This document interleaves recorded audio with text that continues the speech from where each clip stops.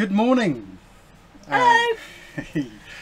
Welcome to a very early start for us, but we are up, we're feeling sprightly, we've had our coffee and we're ready to roll, aren't we, Liz? You might be sprightly, I'm just sort of getting ready. Yes, lots of things coming through. Hello to everybody. Hello. So come on, explain what is today all about and why is it different to normal? Yeah, we try to do a structured kind of chat on a particular subject, but we felt that we've had so many diverse and interesting questions over the last few weeks that we would just throw this open today for the only time we're probably going to do this, and it's a kind of pre-Christmas way of saying hello and Merry Christmas and all that, so it's kind of open. Questions about us, about the boat, about sailing, about vlogging, blah blah blah. Loads and loads of people saying hello. Sorry we can't say hello to everybody, just take it as read. Hi Daniel, Mark, David, Bob, Doug, good to see you all here. So what we're going to start with, you're going to explain how it's going to work. Yes, okay, so normally we run a tight ship aboard Esper when we do these live chats. We normally, as Liz says, we have it structured and we try to do it within an hour. Today is going to be a little bit different because of the nature of the questions that we're going to be answering. So let's just run through a bit of housekeeping first. If you're watching this retrospectively, and a lot of people do catch up after the live stream because they can't make the live broadcast, I am going to attempt to put some timestamps in the description of some of the main questions, not all of them, but some of the questions you might be interested in. So as I say, if you're watching it retrospectively, check out the description and you should have clickable links to go to the most relevant. Yeah, we'll put as many links in as we can to whatever it is we're talking about. That'd be yeah, because we don't know how long this is going to go on for, so it's all new. Yeah.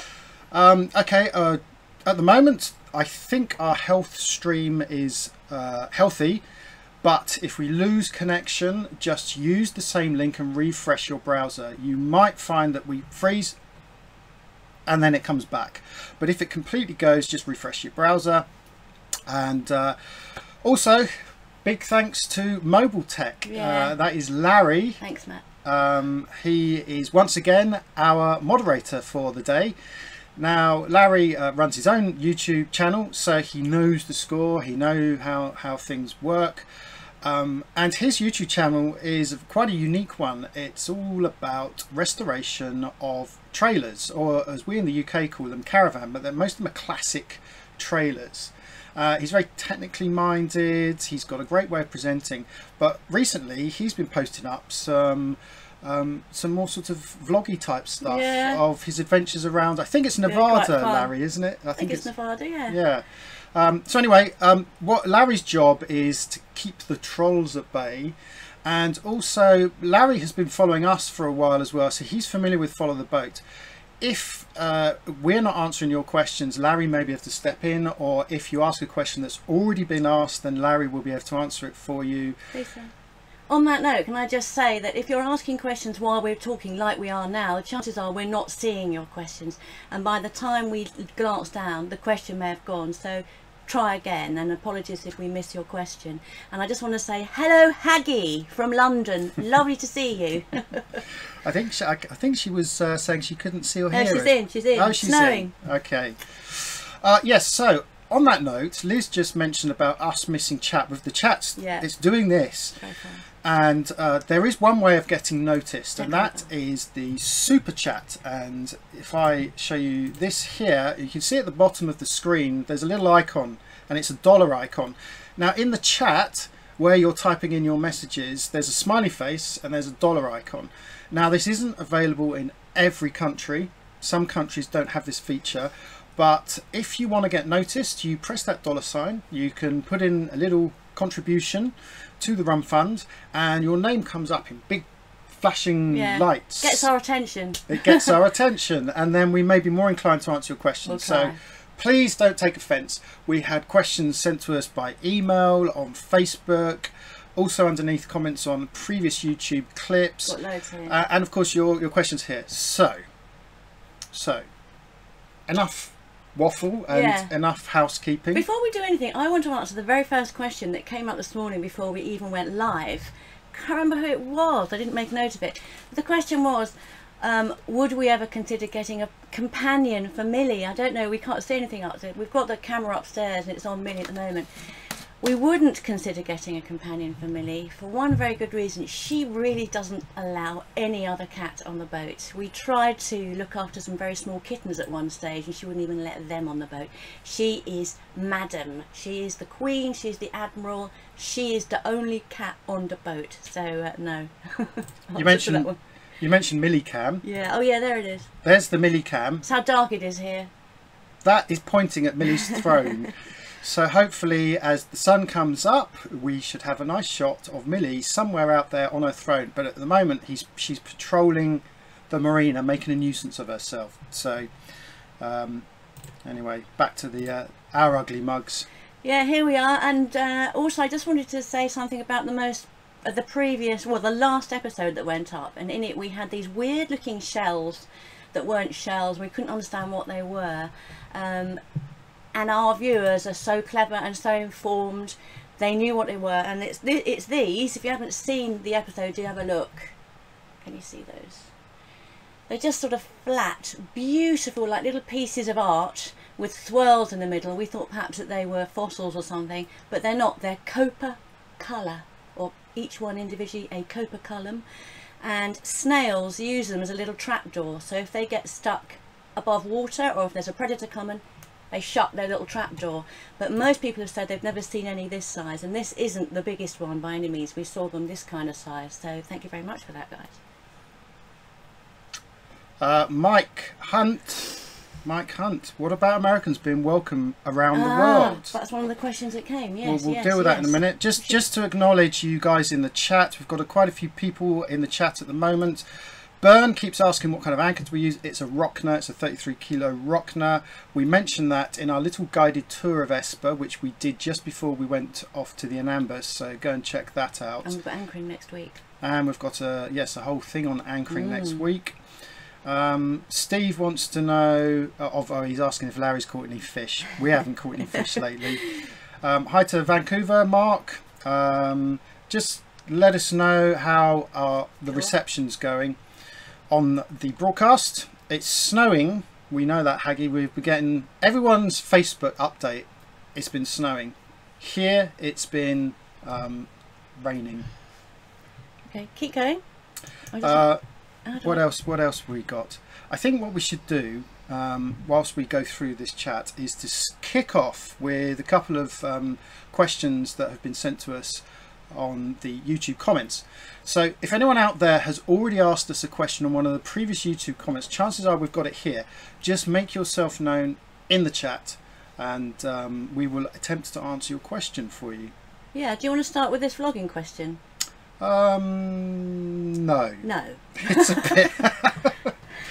Okay. How about the one from... Well, I think we should answer this because somebody just said, Mike was just asking about US visitors and how they are received abroad, and we have been asked that too by Randy and Pam. Do you feel that some of the places you visit may have some anger towards the US? If so, what parts? And they plan on hitting the water in a couple of years and like to stay clear of anywhere that is unsafe. My immediate reaction is we haven't found anywhere that is particularly unsafe to one particular nation. We've travelled with Americans. I know that Bian said that she's never had a problem on Totem from that point of view. Do you have any comments on that? No, not really. When we were asked that question, I couldn't quite work out if they were worried about their own sort of perception or what other people's perception were of Americans. Yeah, I mean, just because of the news, people are people, and they don't tar us all with the brush of our policymakers and our governments, thank goodness, otherwise I think we'd all be in trouble. So just because America might be doing something in the news, or the UK might be doing something, or the EU, it doesn't generally reflect on you as a cruiser. That's what I would say. We obviously were British. We were in India for 3 years. You would think that the Indians would really despise the Brits when you consider our history with India and the people that we killed and subjugated. But in fact, we had the reverse. When we opened our mouths and we spoke English and they asked us where we were from, they were delighted, and we were quite taken aback, and they said, but you left us so many things. Look at the railways, look at the bureaucracy, look at the democracy and all this sort of thing. So you just never know how people are going to react, but favourably, I'd say. I think 99% of people in this world, and I think we've said this before, and it's a mantra that we tell ourselves as well, 99% of people in the world all want the same thing. We want a roof over our heads, we want food for our family and security, and I think most of us are, you know, accommodating or inquisitive of new people, and that is certainly our experience. And I can't think of a single place, even places that were blacklisted by the Foreign Office, even those places we have been to, and they have been nothing but delightful. Middle Eastern countries, you know, Yemen's one of our favourites, Eritrea. So Mike, I hope that answered your question. I think that's what you were asking. So let us know what you think. Can I just answer one? Santos, what are the most common jobs for people who are sailing around the world? You've asked this a couple of times, I've seen it on the strain. There isn't such a thing as a common job. It's what you can do. We don't have a job. We know people who maybe have some skills in electronics or mechanics or something that take it with them. But I presume we're talking about sailors. There's no real answer to that. Yeah. Okay, so Mark has an interesting one. In such close quarters, when you're at odds with each other, how do you sort things out and get along? He just does as he's told. Not really. It's something you have to work on. It is something you have to work on. I mean, our relationship started not long before we moved in here. So you learn to knock each other's corners off, and you just learn to deal with it, and you give each other space, even though it's small quarters. There's up there and down here and in the front and in the back, and you give each other space. What would you say to that? I say whatever you say. Yeah, there you go.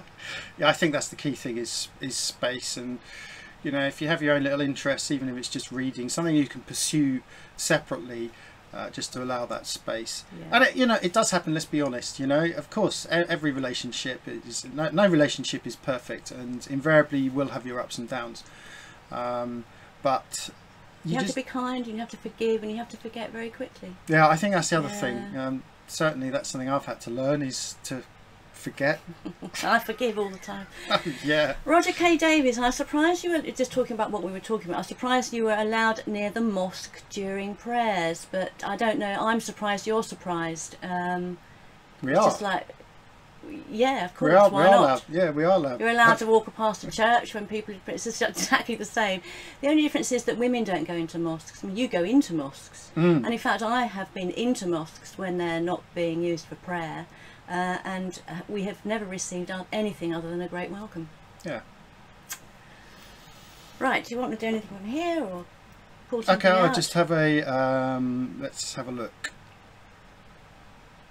Okay, on a percentage basis, this is from Stephen Heppel. On a percentage basis, how much do you live on a boat compared to a house back in the UK? It's well, it's 100% on the boat. We don't have a house in the UK. We have a flat which we rent. We rent that out. I mean, obviously we go back to see family and friends, and in fact I am heading to the UK very soon to go and see my dear family, just for a few weeks, because I haven't seen them for 18 months now. I have nieces and nephews I want to see who are growing up a bit too quickly, so this is an opportunity for me to nip back, you know, whilst the weather changes over here. So it's his turn as well, because as most of you know, I've been travelling back a lot over the last couple of years while my mum was had failing health, but Mum, who's no longer with us, means that I can stay on the boat a bit longer and allow Jamie to see his family, and it's about time. And I don't mind being on the boat on my own here in the marina. It's brilliant, and also I get to use the whole boat to myself, and I can just spread out and make a mess. We're just talking about relationships, and Mike L. Hawaii says, best advice to get my wife out cruising. Difficult one, Mike. because she's either going to want to do it or she isn't. And you may find that even if you got her on a boat, she might not like it, and you can't force her into that, unfortunately. So we know relationships where they pursue those interests separately, and the husband will go off. Sometimes the wife goes off and leaves the husband behind because he doesn't want to go sailing. If you're looking at a more longer term thing, then I think the trick is to go out with a skipper that you trust on a calm day. Or go somewhere very hot and lovely as well, and beautiful. Yeah, so maybe rent out, maybe even do a short charter, a weekend charter. But I would seriously recommend, unless you are super competent yourself, actually I wouldn't even recommend that. But the point is that you have someone else in charge, because you know how relationships work, you know how dynamics work, and it may be that you find on your first day you hit some bad weather, your wife who hasn't been sailing doesn't know anything about it, you end up in a tense situation, you end up screaming and shouting at each other, and that'll be it. You've written it off. You've written off all your chances of getting her on board. So you've really got to choose your moment carefully, but you've got to be honest as well. There's no point setting up a fake scenario in order to get her on board, because you know you may find further down the line she's like, well, hold on, I thought it was all G&Ts. Everybody's different. I mean, I think it's important that both partners are committed to the sailing, are invested in the sailing itself. So I would suggest going on do a basic competent crew course, which is what we have in the UK by the RYA. You go off for 5 days in a small boat with an instructor and a few other people, and you learn how to sail. And those instructors are very good at dealing with newbies. I did one on my own and went on a course and didn't know any of the others, and we were all in the same boat, and it was a fantastic. That's what really got me into sailing. So get her to go on a course, I would say, as well. I mean, it's different for everybody, but good luck with that. David, Brian, cheers. Okay. David Cook asks an interesting question. How far behind are your blogs from your current time, and where are you now? Okay, this is something that we wanted to quickly talk about. As regular viewers will know, we got pretty good at staying current and up to date. And we, in fact, we got to the point we were still filming the day before we published videos. So normally we are very, very current. As you know, we've been to the Anambas, and we are not in the Anambas now. The Anambas, of course, presented lots of filming opportunities, and there was so much to see and so much to show you that we felt it important to put all of it out there, with each episode telling a different story of our time there. And because I'm going to the UK for a few weeks, and I'm leaving Liz here with Madam, who is just coming down the steps now, you'll see her in a moment, we're just trying to allow ourselves a bit of extra time whilst I'm going to be offline. So in a nutshell, we're about 4 or 5 weeks behind at the moment, and we've got a lot more of the numbers to show you, and obviously we couldn't do it at the time because we couldn't upload or edit. We were too busy sailing and exploring. So I think in January we should be back. By the end of January we'll be back to real time, I'd say. It's one of the pressures of doing a weekly vlog is that you have to be putting out content every week, and let's be honest, sometimes you might wake up one day and you're not in the mood for videoing, but more often than not what happens is you may end up somewhere with shitty weather, and there's not much to tell you other than what we're doing in our day-to-day going about in our day-to-day business down below. So there are occasions when we're not filming as much, and other occasions when we're filming loads, so we try to obviously stagger that out evenly. Yeah, and this is kind of answering, isn't it, the questions we were asked about vlogging to begin with. Do you want to read them out? Yeah, I mean, Gary Taylor, hi Gary from Patreon. The question I have is in 3 parts. On average, how much footage do you shoot per week, and how do you decide what to use, or do you start with a good idea of what you're going to shoot and what you need to make your weekly vlog? That's part 1. Part 2, how long does it take you to edit each episode? And 3, how long did it take you to work up the courage to post your first ever vlog? He also says, how was the and then Richard Walker, how has the business of vlogging influenced your lives both positively and negatively? So loads and loads of questions there about vlogging. Don't want to spend too much time on that because not everyone's interested in the mechanics of it all. But yeah, sometimes you are filming knowing exactly where you're going to put it. Well, I can answer some questions specifically, because I did actually read this the other day, and I looked at the files that we accumulate. And what I tend to do is I tend to put all of the files. Oh, Millie's just about to turn this off. Someone is about to jump on the laptop, so we thought we'd quickly grab her and get her to say hello to you all. Come on, Mills. She's behind. Look up there. So yeah, on the vlogging front, I worked out that every folder, and each folder represents a 1 day's worth of filming. Every folder tends to have up to 150 clips, and they can be from the main camera, they can be from the drone or the underwater camera, and they are about 50 gigabytes. Each file is 50 gigs. So that's a lot of footage that we are putting together. Each episode, on average, would probably take 2 days to put together, I suppose. Some can take a lot longer. Others we can knock out in a day. Of course, there's the music and there's the color grading and so on. And of course, once we've done all that and we've actually put it up online, before it goes live, Liz then tackles with all the social media side, and one of the biggest things you do, actually, the subtitles. We are for the for the hard of hearing, we are subtitling all of our episodes now, and that's a long process. So it's not just the actual filming on the editing. There's a whole load after that as well.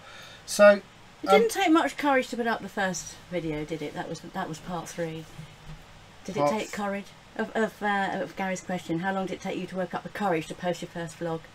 No, it didn't take much, because we didn't have much of an audience and we were posting up just for our family. And it was also the refit that really we started doing it regularly, because we weren't thinking about people watching it. It was as a record for ourselves and for the family back home to see. So yeah, it didn't really take.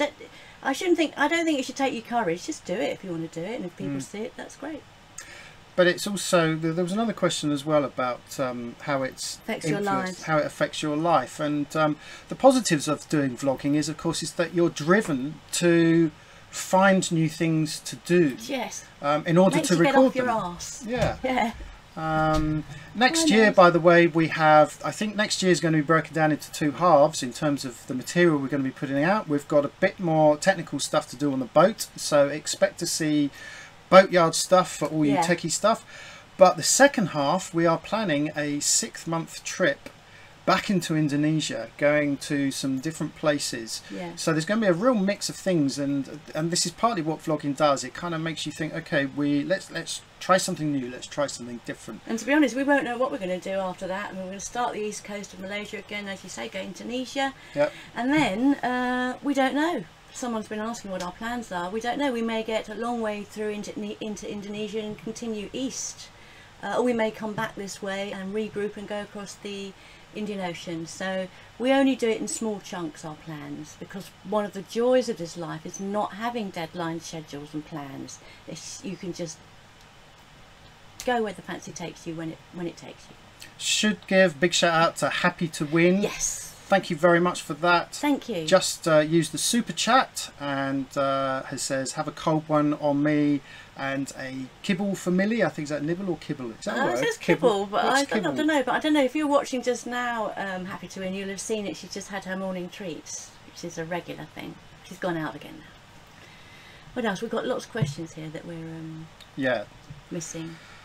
In hindsight, was it the right decision to buy it? So Florian Kruger, in hindsight, was it the right decision to buy your boat and fix her up, or would it have been better financially and from a lifetime value perspective to buy a newer boat? Well, that's quite prescient, because we have just done a what? Sorry, you keep rocking back. Just sit there. I'm moving. I can't sit still. Gosh, I've got bad neck. So we've just done a video all about how to buy a boat and how to become a liveaboard. We've done 2 of those, and they'll be coming out sort of Christmas and New Year, and we go into huge detail on that. But was it the right decision? Yeah, definitely. I think, well, definitely not a new boat. we've always said a new boat is kind of money wasted because there's so many good second-hand boats out there. I think one of the reasons for fixing her up was that we had spent enough time on Esper to know we were comfortable on her, but that could do with a few modifications to suit our own personal requirements. And I think that is likely to happen on any boat you go on. It's unlikely you're going to find the perfect boat. If you do, you're very lucky. So when you go onto a boat, you know, there's always some compromises. But when you find, it's like finding, you know, the right house. Yeah, you instinctively know, don't you? Know, and then adding to it. I guess the same argument could be said with that. You know, why not sell your old house and buy a bigger house or a more modern house? We haven't got the money. Yeah. I think. Well, we to be honest though, the money that we spent on the refit, we could have put towards, you know, a newer boat, I suppose, but. Well, I think when we did the sums, and our patrons will know this because they've seen the sums, we are going to be talking to everybody on YouTube about this at some point in the near future. It definitely worked out as the better deal to do the refit than buy another boat. That is absolutely for sure. The other thing I want to say on what you were just saying is when you buy a boat, if it's your first time as a liveaboard, you really have no idea what your priorities are, and our priorities are quite different from other people's. And you have to be living on it for, I'd say, for a minimum of 2 years before you start to do anything with it. As long as everything's working, you can get around and you can cook and you can keep warm or cold, whatever it is you need to do, and sleep. Just work with the boat that you've bought, and then gradually things will become apparent. And also your ideas change. Initially you think, oh, I want to do that, and then 2 years later, I want to do this instead. So give it time. Just find a boat that Jamie says that you fall in love with. Just going through, very quickly, just a quick shout out to Alfredo, Derek, Seeing Stars, Mike, we've already said hi to, but hello again Mike, Doug, David, Barry, Roger, Haggy, hi Haggy, Obit, Xenon, Kenneth. There's a whole load of people Bush here. Lizard 2. Hello all of you guys, and thanks for tuning in. How did you get Liz to smile so much, says Bush Lizard 2? You two been on the hooch. I've always been accused of smiling too much. Okay, there was a question here about maintenance. Let me just see if I can find it. I'll try and find it in a minute, but they were asking, here we go, this is from Dirk, who asks, how much time per day do you spend in boat maintenance to keep it in a decent condition? Not enough. If we could pan the camera around and you could see the state of the boat right now, she is not in decent condition, although that is cosmetic. Yeah. So for me there are two different types of boat maintenance. There's your sort of daily staying on top of boat maintenance, your sort of system checks, and then there are the more serious boat maintenance jobs which you would do once every 6 months or maybe when you call out. So you stay on top of the regular stuff, and you know, whether that's just checking the batteries, quick checks on the engine, your seacocks, those kind of things you just do as and when you remember, regularly. And then of course you've got the bigger jobs which may require a whole day's work. So Liz, for example, has been tackling the heads recently because we've had a few problems with those. Someone's been blocking the heads up. Yeah, it's Millie. And that took you how many hours? Yesterday, well, I've had to do it twice, and I still think there's something wrong with it. So yeah, I had a couple of hours, 2 or 3 hours yesterday. I've taken it all apart, put it all back together, and then cleaned it all up. So it's a bit of a mess, but I don't know. It's you have to average it out. Yes. Some people spend a lot more time on maintenance. We like to photograph, video, blog, and edit rather than doing maintenance, so we'll do the bare minimum. Other people love it. They live for maintenance. Yeah, that's very true, and they'll have a spotless engine, as everyone should. Everything will be working tickety-boo and all hunky-dory because that's all they do, and you know, all credit to those people. That's how the boat should be. They still break down. Of course, yes. It's difficult to quantify. Yeah. There was another question here from Samantha Kerry, and she asks a good one. She says she's 53 and she's going to be selling my liveaboard narrowboat to buy a sailboat. Ooh. So how old were you when you started? He was under 40. I was. And I was well over 40. I was 33 when we actually moved onto the boat. Yeah. Was that right? 33? No. 35. You were Anyway, 40 when we went down the... mid-30s, Yeah. I moved onto the boat, and Liz, just a teensy little bit older when she started. I remember when I first started sailing, just to help deliver boats, and I asked the skipper, could you see me doing this? And he said, no, you're too old. He was actually a skipper that I kind of respected as well, and he's you know, he was very, very competent, he was a good teacher, but that was his response, and I found that kind of strange. Of course, me being me, that became a challenge. It was a challenge. So if you watch our How to Be a Liveaboard full video about that, we do tackle age, and in it we do say that we know people in their 80s who are still sailing around the world. Most of the cruisers that we've met, perhaps not so much nowadays, but certainly in the early days, were all retirees. No one else could really afford to do it. You'd get your pension, sell your house, or downsize, buy the boat, and then go off and live the dream. So 53, I'd say on the whole, is youngish. There are a lot of young people doing it now. But just want to say goodnight to Ant and Sid, because they've got to go to bed. Oh. So sorry missed you guys, but good night. Anyway, Cheers. do carry on. No, I finished. It's not very interesting. It was very interesting, dear. Okay. Oh. Brenton says, how far can you travel on a tank of fuel? Don't use the fuel, we use sails. No, that's just such a lie. We do a lot of motoring. We do, certainly around fortunately. here. Just trying to think. There's two problems with that, answering that question. The first is that we don't actually have a fuel gauge. We've never had a fuel gauge, and the reason for that is that we keep our fuel tanks fully topped up all the time, as much as we can. I don't think our fuel has ever been below halfway. We carry 300 and so litres, and we do approximately 3 litres an hour. And of course we travel around about 5 knots. So. But that varies. I mean, yeah. At one stage we were doing 1 knot coming up Malacca Strait because the weather conditions were so bad. And then if you've got a current behind you or a tide, you can be doing, that can give you an extra 3 knots on the 5, you know. So to how far is probably, should be how long, I don't know. Yeah. Okay, Doug wants to know, how do you deal with different languages as you travel? Interesting one, Doug. Of course, being English speakers, we are blessed with an international language, and that really does help, but unfortunately it also makes us quite lazy when it comes to learning local languages.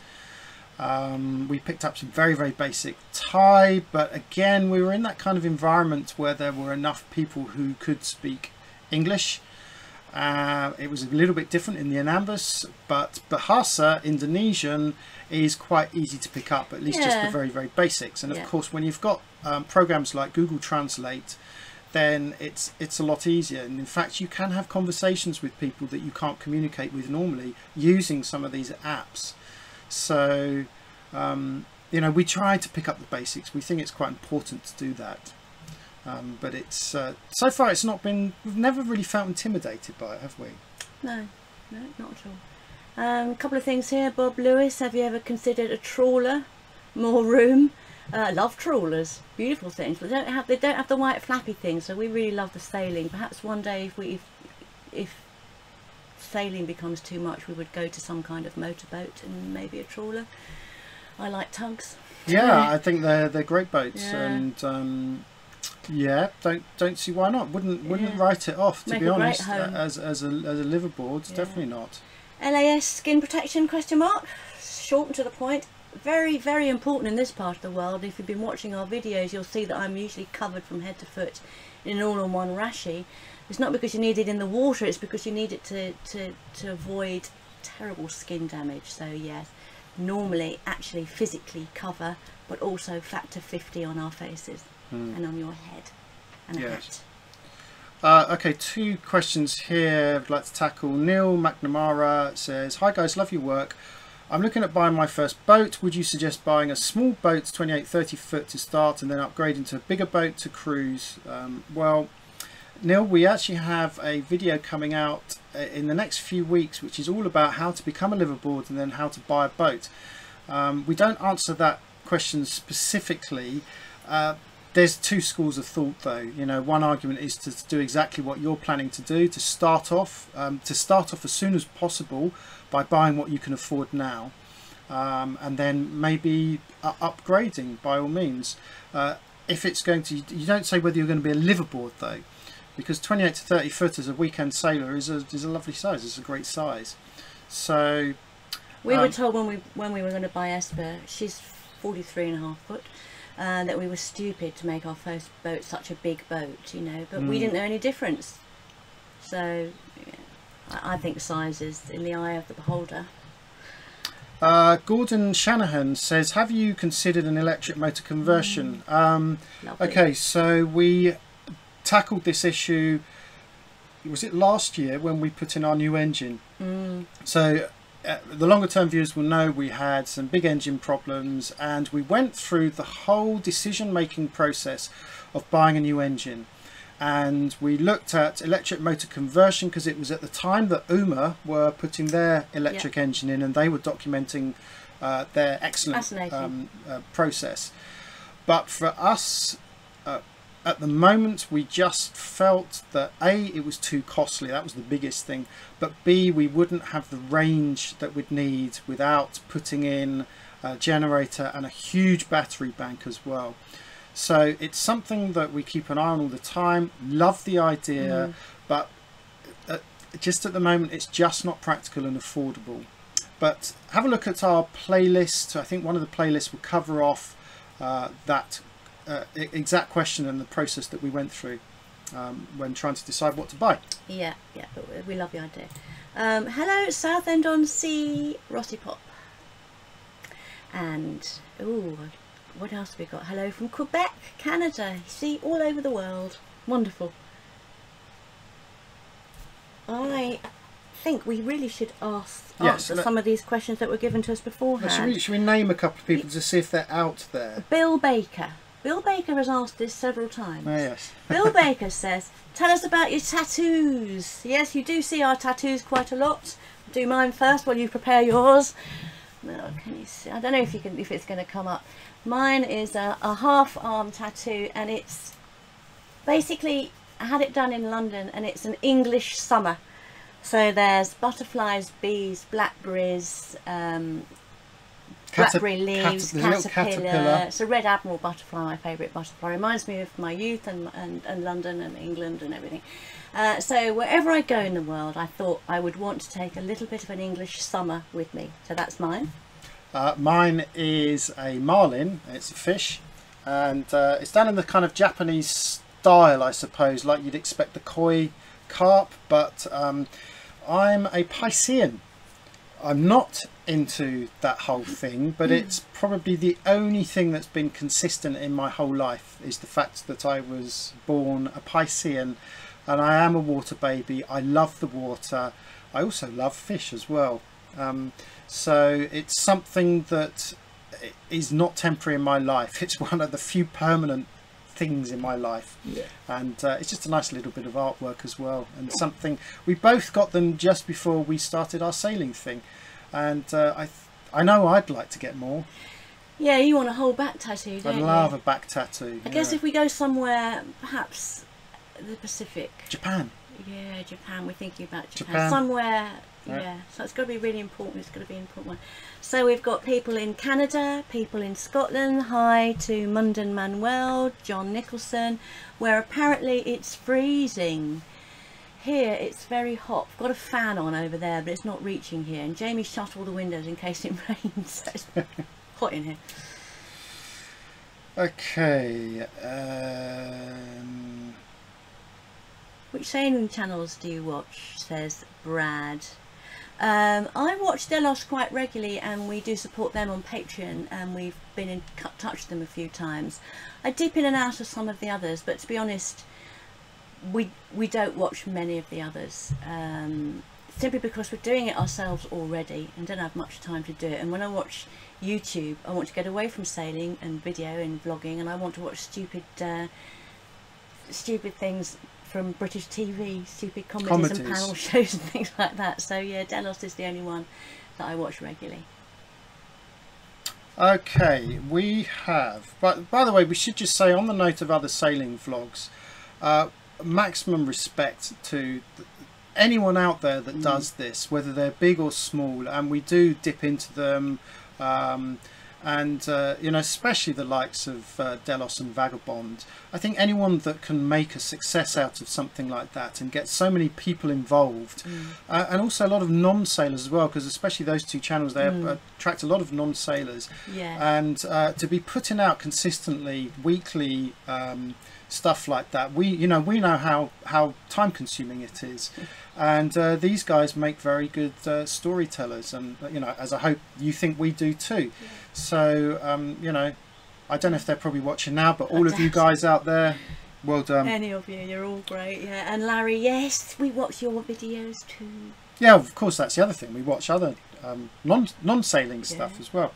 Okay, we had an interesting question here from, and in fact it was our first question when we asked for questions, and it is from Stuart Norris, and he says, I'm a vegan and wonder how that would affect me if I were to sail the world. Is finding good food hard?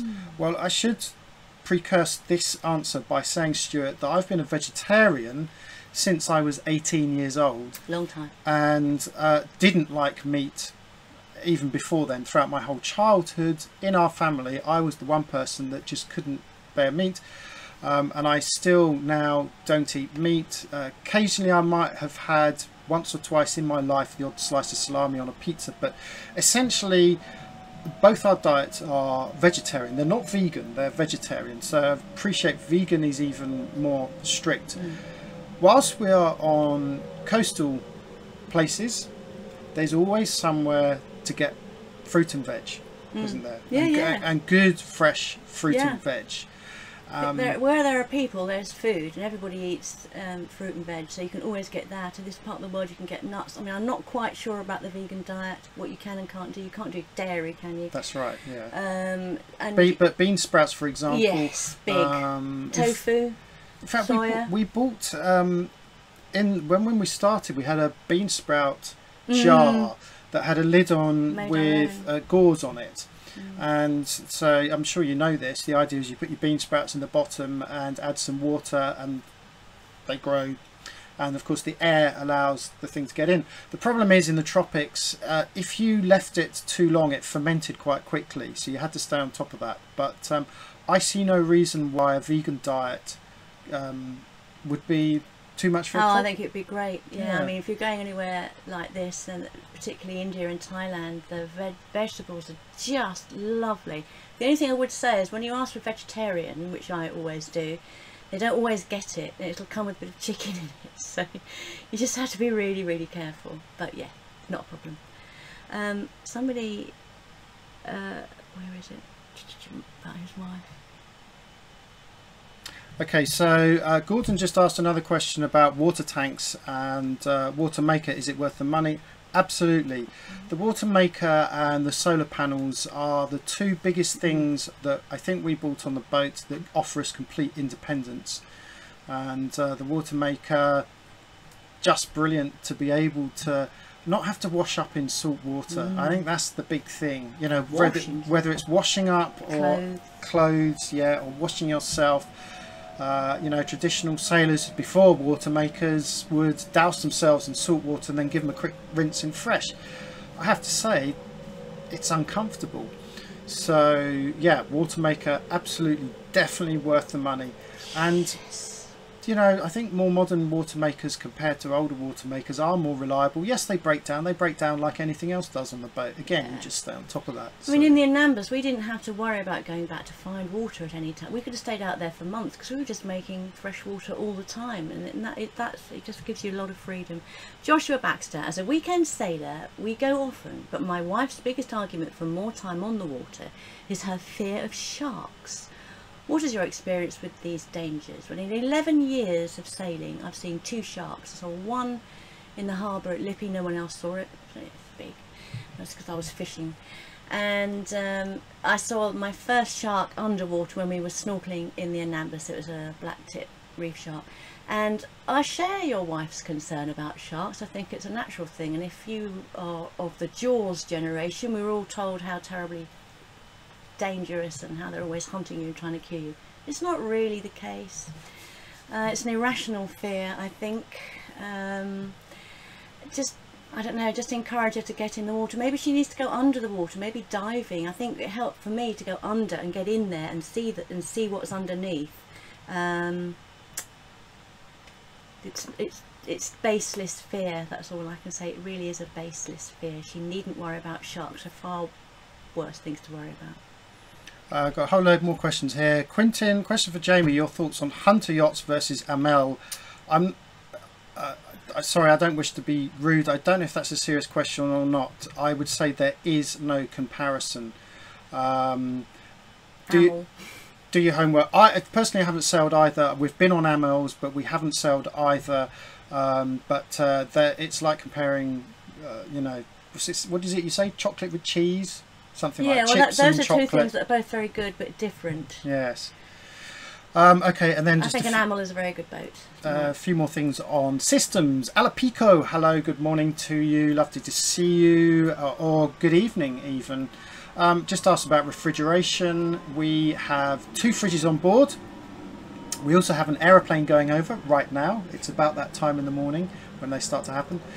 Yeah, we have 2 fridges, and one is slightly more efficient than the other. We'd like the other one to be a freezer so that we can freeze things, but it doesn't quite freeze.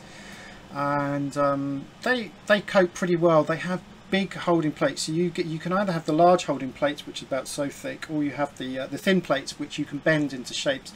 We currently have the big thick holding plates, but we are thinking of changing over one of our fridges to one of the thinner holding plates so that we can actually create a freezer, so that we can actually freeze stuff and also to make ice as well.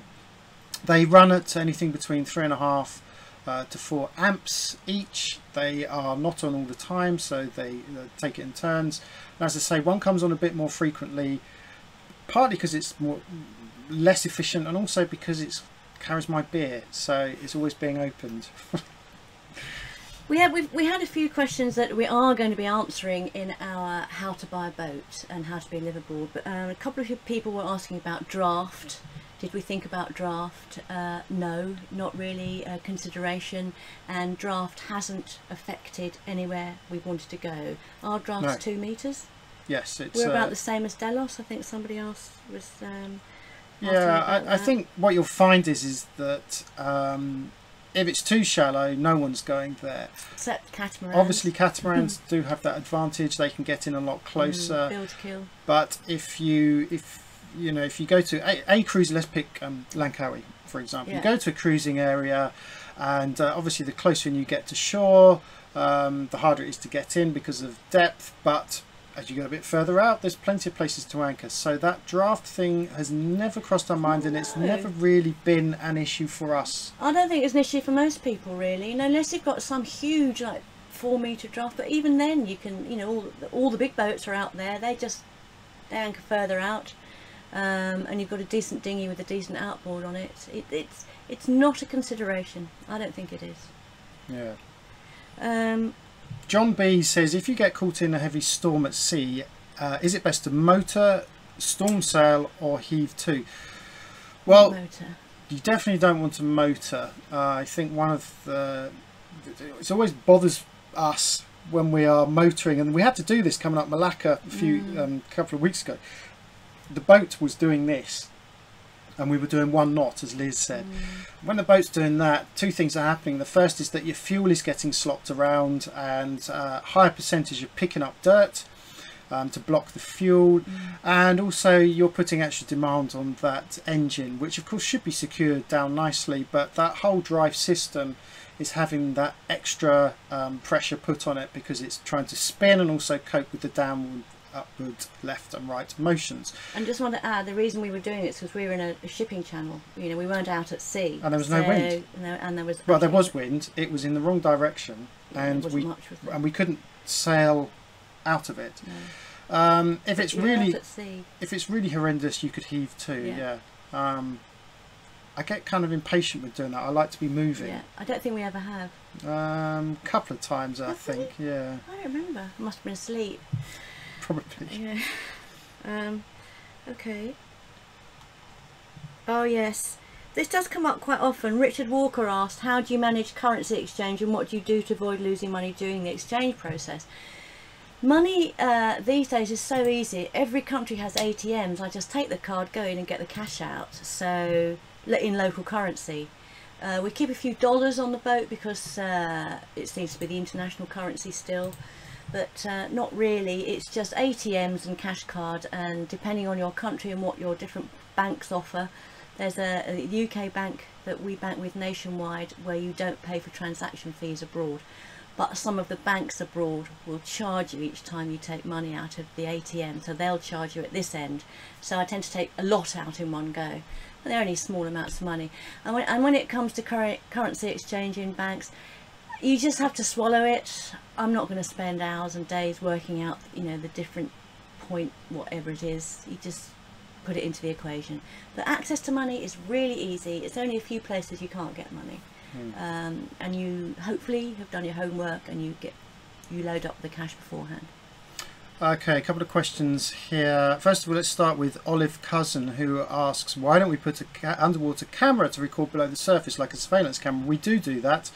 The only problem is it's not something you could leave underwater because of all the barnacle growth, so you'd have to constantly clean it. And then there's a couple of questions. We've got Jamie Pando. Good morning. Good to see you. Thank you so much for your support, by the way, Jamie. And I think it's also Mike again. Both are asking about healthcare and talking about healthcare in different parts of the world and health insurance. Any thoughts, Liz? We don't have health insurance. It's expensive. And it was something that we decided not to do when we were younger. Perhaps when we get a bit older, we'll think again. I know plenty of cruisers, certainly the older cruisers, who all have life insurance cover. Obviously, we're from the UK, so if we're, you know, we have free healthcare in the UK. Over here, where we are here in Thailand and in Malaysia, they have excellent hospitals at about the 10th of the cost or 100th of the cost of the US. And you can get some, and you just go in, and so that's kind of regular stuff.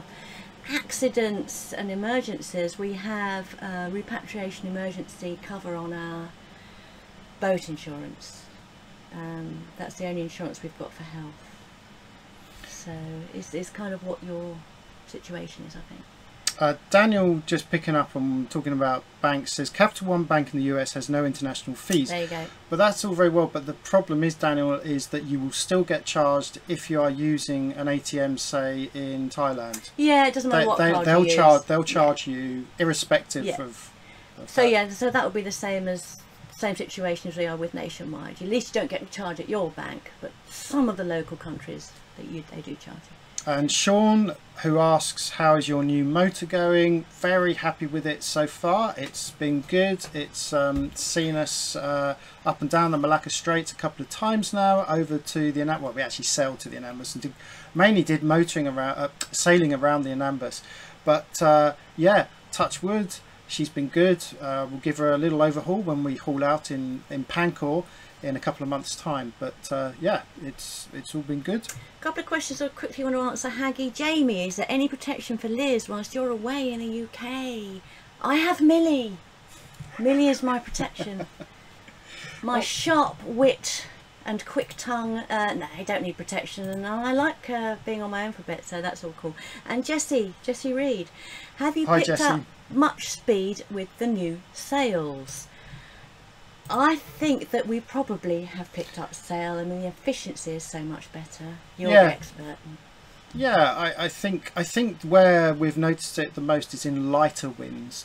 So we are now in situations where previously we would have just given up and maybe put the engine on a motor sail, whereas now with the head sail we just get that little bit more reach, and so we can afford to to do more sailing, and that's been the nice thing.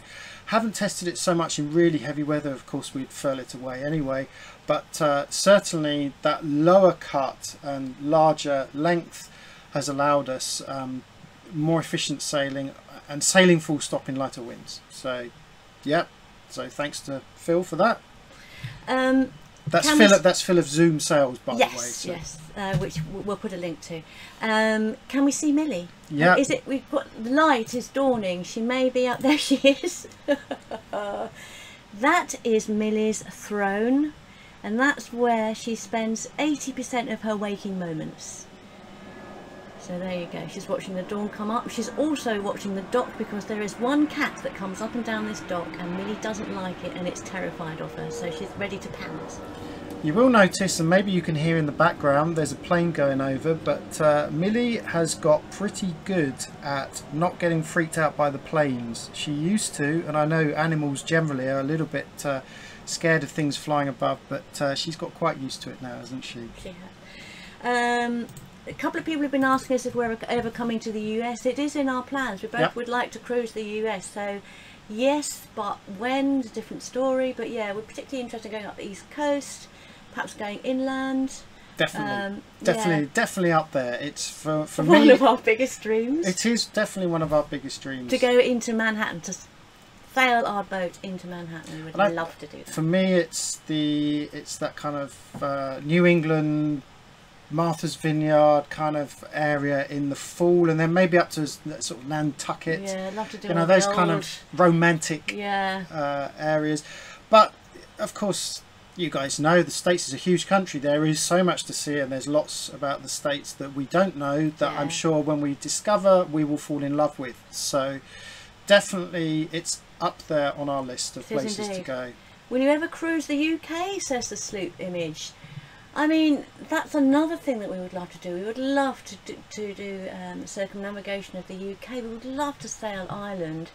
It's not in our plans at the moment, but it might be in the future. But I think the UK has some of the best sailing probably in the world. Fantastic sailing there, yeah. Bandair has a sneaky question here. Who is the most chilled out of you both? Me. Me. You should see the outtakes when we're talking to camera. He sits there like... Only because you're an idiot. Don't even go there. I think we're probably quite similar. I think we are quite similar in that respect. We have our moments, but we talked earlier about tolerance and giving each other space, and we've got pretty good at that as well. So I've got especially good at tolerance and giving her space. Millie's probably the least tolerant. Yeah, Millie is the most chilled, that's for sure. Definitely. Oh, let me so this is someone who posted up beforehand. SV, doing it right. Knowing what you do now, if you were starting this life over again, would you still choose to cruise? I know my answer. Sorry, I was just focused on here, but... Listen, knowing what you do know now, if you were starting this life over again, would you still choose to cruise? And that's been asked in different ways here and beforehand. Right. What's your answer? You answer first. Yes. Yes. Yes. And for other questioners, never ever for even a second have I regretted the decision, and never ever for even a second do I think about life before and miss it in any way. The only thing I miss now and again is family and friends back in the UK, but then we take opportunities to see them when we can, and we contact them on social media. But no, we knew it was what we wanted to do right from the outset, and 11 years later we still feel exactly the same. This is home, this is our life. It's brilliant. There you go. It's the only thing that I have found. I found myself at sea. How cliche does that sound? Very. But I was only thinking about this the other day. I think for the first 30 odd years of my life, I guess like a lot of people, didn't really have a clear idea about what I wanted out of life. And, you know, falling into jobs and relationships and sort of bouncing off the walls and really sort of just trying to grow up and get on with things, earn a living, blah blah blah. But there was no real consistency in my life, and everything that I appeared to be doing kind of just, you know, happened because they had to happen. And it wasn't until I discovered sailing, and in particular there was an actual moment, and that was when I did a delivery across the Atlantic, and it was exactly halfway across. And in fact, on our YouTube channel, even back then, when our YouTube channel was before I'd met Liz, there's a stupid clip of me recording the moments when I get midway across the Atlantic, and the kind of I don't know, I was lost for words. And it was that moment when I realised that life at sea is for me. Yes, and so it has been and always will be, we hope. Yes. Shall we scroll down? Yeah. We're missing things here. Starting from the bottom up. Okay. What's the biggest surprise you've experienced in your travels? Hold on, speak up and tell who asked this? Yeah, 499 Puck. What's the biggest surprise you've experienced on your travels? These are really difficult questions. The biggest of this, or the longest, or the top. I always find these really difficult, and my mind goes blank. So I don't know why I read it out.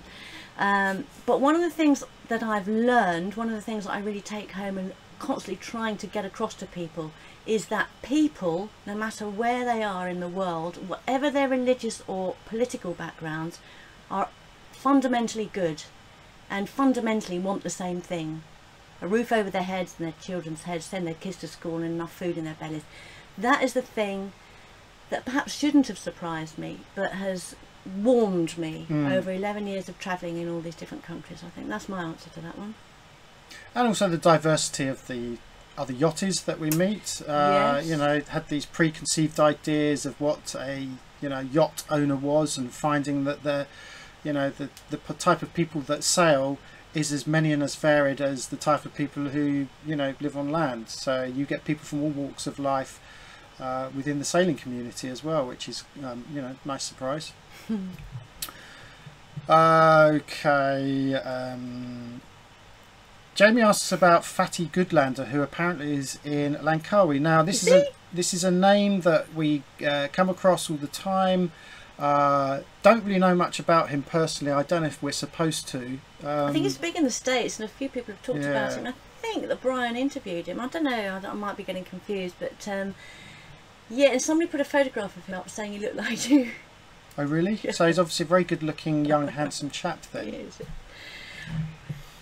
And he plans to visit Australia. Oh, we'd love to visit Australia. We have a lot of really good Australian friends, but we have Millie, and we don't go anywhere without Millie, and Australia doesn't want Millie. We can't get her vaccinated, inoculated for Australia, because she's been to Indonesia and too many dangerous countries. I don't want to see her. And also we wouldn't consider putting her into quarantine. So at the moment, Oz and New Zealand aren't on the cards, I'm very sorry to say. Florian, by the way, whose question we asked earlier, has just become a Patreon. So wow, thank you. Thank you so much, Florian. Really appreciate that. Really appreciate that. Thank you very much. Gary says, let me know if you're coming to Florida. Again, another place we'd love to go. Yes. We'd love to. We know it's very yachty friendly from what we understand. I went to the Keys once, and I loved the Keys. Yeah. One of the Liveaboard sailboat, is it, the sailing group on Facebook? It seems as if there's a lot of people from Florida based on that forum, so it's up there.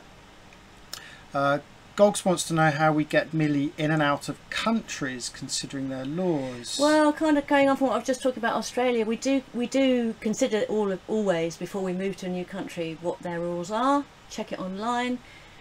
And so we don't go anywhere where she's not allowed, so it's not been a problem. And if you're interested, we're in quite a Muslim part of the world now, and we were in the Maldives, which is 100% Muslim and a dry country. We thought, oh, what are they going to be about pets? But in fact they love cats, and you get a lot of dogs here as well, to be honest with you. So I think it's probably easier with a cat than it is a dog, because cats are pretty, they just kind of laugh at cats. And she is quite a character, and she's big and fat. We all laugh at cats. We all laugh at Millie. And in fact, she's always been a big topic of conversation, and she's in a lot of mobile phones all around the world. So yeah, but it is restricting. There she is. Hi Millie, we're talking about you.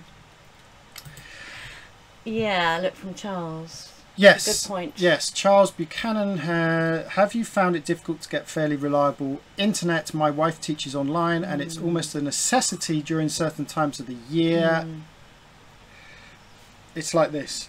In certain places, the internet connection is better here than it is in the UK. In fact, actually, in a lot of places, it's better here than in the UK. But UK is notoriously bad for hotspots. This is mobile connection, by the way. Yeah, we're doing it through our phone. Through the phone.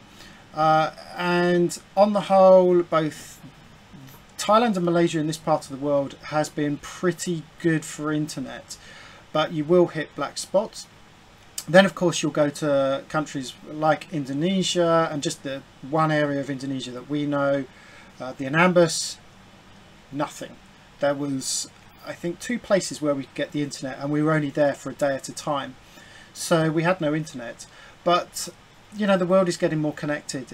And especially in Asia, where they're buying this technology off the shelf and they're just chucking up aerials and creating a really good, reliable network of mobile communications. And the internet on the whole has been good. But when it's bad or non-existent, so you have to choose your places. And if your wife is a teacher and is relying on regular connectivity, then I'm afraid you're going to have to find a place where you settle for a little bit, or at least get to know an area and understand where she's going to be able to get connected. Some countries are better than others. We haven't answered Craig Will Smith. Oh, I don't know if it's Will. It's W. Craig W. Sorry, it's Craig W. Hunt.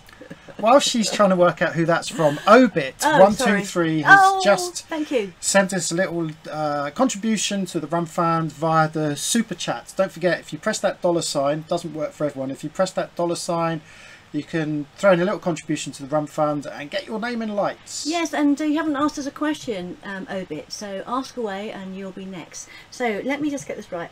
I've got Will Smith on my mind. It's Craig W. Hunt, who is a Patreon, hi Craig, and also a follower and friend on Facebook. So he asked quite a few questions. Firstly, will you write a couple's sale book? Well, I think Lynn Pardey and her partner have done quite enough of those.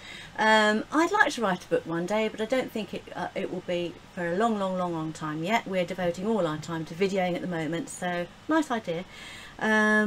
Is this your forever boat? Well, I don't know. We love Esper. We have no plans to sell her.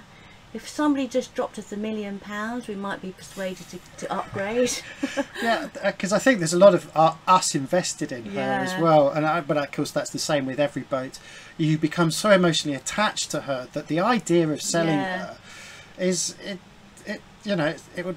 I don't know. It doesn't even bear thinking about. I can't really imagine selling her. But never say never. Yeah, but we could do. I mean, you would like a big boat. Of course. We did a little thing called What's the Perfect Boat, a bit of a fun thing, which we'll put in the description, and we went through all the things you'd want to have on your boat. And one of the boats that came up was the very new Amels that are out. I think it's 55 and 64. 64, yeah. I said, oh, I'd love the 56, whatever it is, and he said, no, I got the 64. I'm blimey, 2 of us on a 64-foot boat, I don't know. But not sure if it's our forever boat, but probably, yeah. Can we ever teach Jamie how to properly catch large fish, Liz, says Will. Well, I'm supposed to be the fisherman, and I did used to be able to catch large fish, and I will catch them again. Before I met Liz, when I was delivering boats, I used to catch fish all the time. Yeah. It's so you say. It's her. She just brings bad karma to the fishing rod. No, we've both caught fish, but Liz is basically the fisherman. Yeah. But I'm the one that has to get it off the hook, gut it, and prepare it, kill it, and all that stuff. But I don't mind preparing it. It's the gutting I'm not too keen on. And you love it. I mean, it's such a lovely pastime to do on the boat, fishing. And of course, for Liz, it's great because there's lots of little fiddly things that she can get involved in. And it's right up your street, isn't it? Yeah, playing around with all the different connectors and things. This part of the world is notoriously difficult to fish in, but as we head west or east, it's supposed to get better. And there's just one more on here, and it's been on our chat as well. People asking about lightning.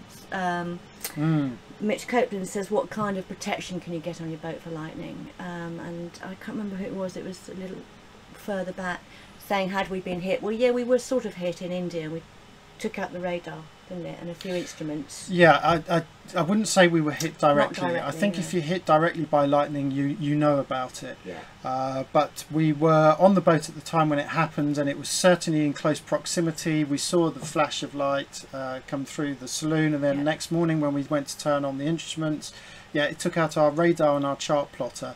Yeah, it was at night. Everything went. There was a big bang. Everything went black. So yeah, we did lose some stuff there. What is it? Okay. Hey, what else have we got? Don't forget, hit that super chat if you want us to make sure we answer your question, because we're having to go backwards and forwards here. But Gary wants to know, how is the remora doing?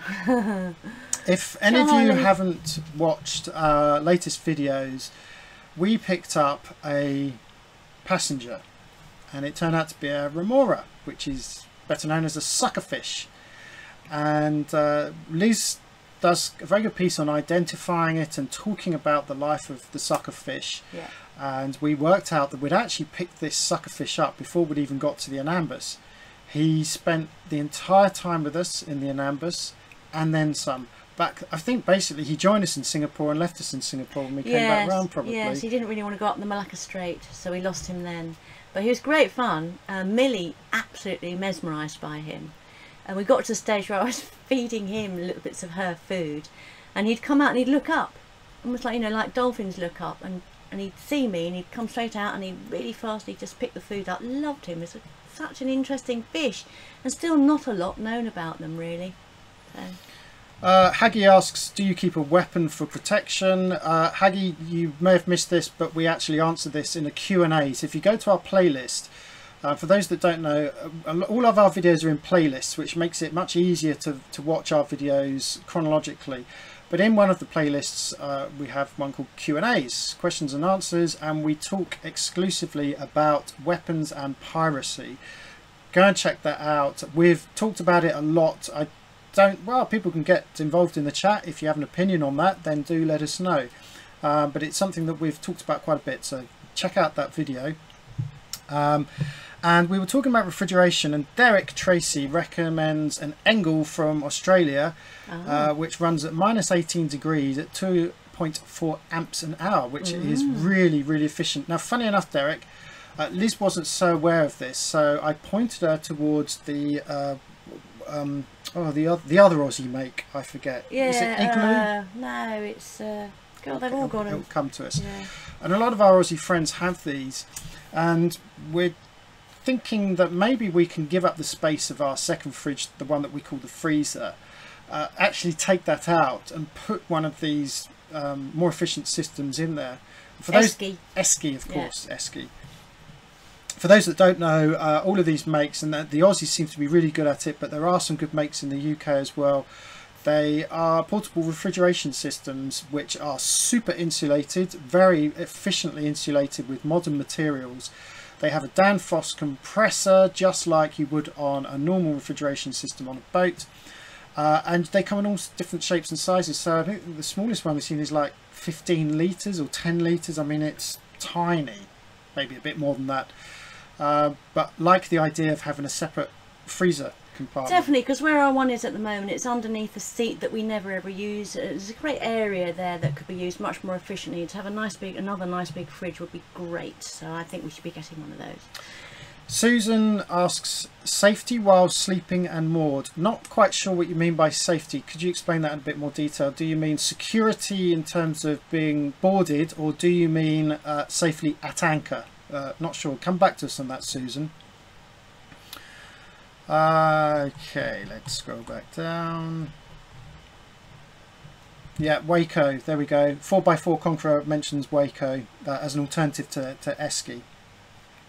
Will remoras or starfish clean the hull? Well, he did, didn't he? He did. There was a spot that Charlie particularly liked on the keel, and there was a big square space where he used to hang out, which was free of algae. Pretty useful. Okay, have we got any other questions on here, or are we ready to round up? I think we're ready to round up, so if anyone's got, because it's over an hour. Yeah, we said, by the way, if you joined us late, we said this was only going to be an hour, but we knew with these live broadcasts they always overrun, but we're conscious that, you know, we don't want to go on forever, so we have to draw a line somewhere. But one of the things that we haven't talked about in too much detail is the boat refit. And that is because we are planning to do a whole live broadcast. That'll be the next one, yeah. On a boat, on our boat refit. So we are going to break it down into different sections, covering everything that we did in the boat refit. And somewhere in that live broadcast, we are going to give you a breakdown of all the costs, so you can find out how much we spent on our refit as well. So stay tuned for that. We don't have a scheduled date for that yet. As you know, I'm going back to the UK in a few days' time. When I come back, we've got a lot of work to do. We've got a haul out. We've got an insurance survey to do, blah, blah, blah. Probably be end of January. End of January, you reckon? I think so. Yeah, yeah, more than likely. End of January, beginning of February, but it'll be a really good one. All the I need to break all the costs down and have it all ready for you. I've done a little script, so. Okay, yeah. There's nothing much else I've noted on here, I don't think. So any more questions? Get them up now. 5 minutes, then we're out of here. Yeah, very quickly then. Faris Scenery. How old were you when you learned to sail? Both of us late. Yeah. Me in my 30s, and you as well? I was probably in my 30s, yeah, late 30s. Late, yeah. Came to it late. However, we both used to camping and caravanning as kids, so I think that helped as well in terms of the living in small spaces. Andrew Keir very kindly says, you guys are one of the absolute best sailing channels on YouTube. Thank you, Andrew. Really appreciate that comment. Yes. Very kind. Matty is correcting someone saying that Waco aren't as good and that Engel, go to Engel instead of Waco. There we go. Oh, Engel, isn't it? Yeah, Engel. Okay. Xenon, you two are amazing. I found your channel about a week ago. Thank you for joining us. We've Xenon. got a lot of new people recently, so I think 1 or 2 of our videos have been pushed out by YouTube, which is always really useful. We always pick up people, so it's great to have new people on board. And Haggy, good to have the old favourites. Haggy says, screaming streaming. Will this be a weekly treat? Oh. No, it's quite involved, and we need the internet, and well, we spend all the time editing as well. Yeah. We love doing these live broadcasts, but we do prefer the more structured approach because it gives everyone an idea of where we're at. These ones are a little bit random, but we do enjoy doing them, so plan to do some more. I have got one here which I forgot, and it's from 4x4. 4x4 Conqueror, I think that's the same as 4x4 on there, who says, what do you think about learning to sail in the Solent to learning anywhere else in the Med? Or yeah. Yes. What do you think of... I think learning to sail, neither of us have sailed. I haven't sailed in the Solent. I have. You have? I've done loads of sailing in the Solent. And that's where you did one of your courses, wasn't it? Yeah. Yeah. You answered them. It's a great place to learn to sail. You've got all the tides, you've got lots of navigation to do, and it's also extremely busy as well. I think it's a really good place to sail. The only problem I found was that when I was doing my coastal skipper, I think it was, everyone else on board was local. So there's one particular thing you have to do at night where you do a blind dead reckoning. So you had to try and guess where you were on the chart. And if you're local and you know the lay of the land, everyone knew exactly where they were because they'd sailed around there so often, and I was quite new to it. So, but yeah, and of course it's beautiful. The Bewley River is beautiful. It's a lovely part of the country. It is a great part of the country. You could probably, if you learn to sail there, you could sail anywhere with all of those things. It's a brilliant place to learn. We've got Jamie, thank you. Kim and I love your vlog. Can't wait to make the jump across and meet you. Yeah, we look forward to meeting you guys. Jamie and Kim are recent Patreons. They've been really supportive, and they've just sent us $20 on the rum fund, so really appreciate that. Xenon. I reckon it'd be Xenon. It could be Xenon. Yeah, no, it's American. It'd be Xenon. Thank you very much for your contribution. We really, really appreciate it. Yeah, that's great. 4x4 Conqueror, thank you very much. And I'm local, so cool. You easy peasy. And Fish Sticks, sorry, a little plug here, but Fish Sticks has said something quite useful. If you want to avoid Super Chat and Patreon fees, then you can PayPal Liz directly. Oh yes, that's true, yes. Liz at followtheboat.com. And this is a recent thing, the whole Patreon thing. We don't really want to talk about it now, but we are looking at ways of addressing this, and one of them of course is just a direct contribution to avoid the middlemen. So yeah, I mean, Patreon, it has its place. They've recently, very recently, changed some commission fee things, which we're going to talk about to our Patreons in the next couple of days. we're not happy with it, and neither any of the sailing channels as far as I understand, and most channels. So yeah, our own website members page is what we're trying to get to. Yeah, more on that in a bit. Yeah. Mike, I'm just going to quickly answer your question. If you were to buy another boat, mono or cat, with your experience on the mono and age, we have talked about monos versus catamarans. It was supposed to be a neutral discussion, but we are mono lovers. Yeah. We don't have a problem with catamarans, but monos are just for us, and that's as far as I'm going to go on that. Yeah, sailing experience, I guess. Now, AppFest asks, can you do a more detailed video on visas and different country entry issues? Now, and I think Susan actually asked this a few weeks ago. It's a very difficult one to do because for two reasons. First of all, the rules are always changing, and I mean always changing. They change a lot. And secondly, it depends which country you're from. So your visa status, if you're from the States, could be completely different to us from the UK compared to someone from France, compared to someone from New Zealand. So the information would be changing all the time, and you would have so many variables. So the only thing we can suggest is that, you know, I don't know where you're from, but to look at the countries you're planning to visit, go to their official government websites and find out what the visa status is. That's what we do. That's what we do every time we go anywhere new. Actually, a good starting point is Noonsite, if you haven't been there already. Noonsite.com. It's arranged by country, and there is a whole section on formalities, and they usually try to keep that up to date, so it should give you some idea. But as James said, depends where you're coming from. It's going to change with us because we're EU at the moment. He's British. He's just said he's British. Oh, right, so. okay. Okay. So, yeah, and who knows what's going to happen when we come out of the EU. At the moment, we're under this whole umbrella, but I guess things will change and it'll just be UK. So, yeah, but try Noonsite first, and then you go to the embassy for the countries that you're interested in visiting. Sorry, Mike's. We've answered a lot of your questions today, Mike. I hope you're enjoying it. One more question: rock and roll or country? I'm a little bit country. You're more country. I'm more rock and roll. Yeah, both. I love my bluegrass. Yeah. We have a very eclectic mix, and in fact, this is another video we're going to do, is to talk about our music system, our sound system, because I'm looking to update a little bit of it. But important to us is that the system can handle many different types of music. Yeah, we've got everything from jazz to classical to pop to rock to deep house to tech to... We just like good music. If it's good, we'll like it. Okay, so I think now it is time to wrap up, and I'm really sorry if we missed your questions. We've got a few people giving us a quick shout out and wishing us happy Christmas, and we wish you all happy Christmas, happy holidays, and a great new year. Susan, you did ask about security. Sorry we haven't had time for that, but we've got a communication going anyway, so just send us a message on Facebook. And if we missed your question, then put it back on the YouTube channel, because I will go in and we'll answer them all if we missed it, or on Facebook, either of those, or obviously Patreon if you're a patron.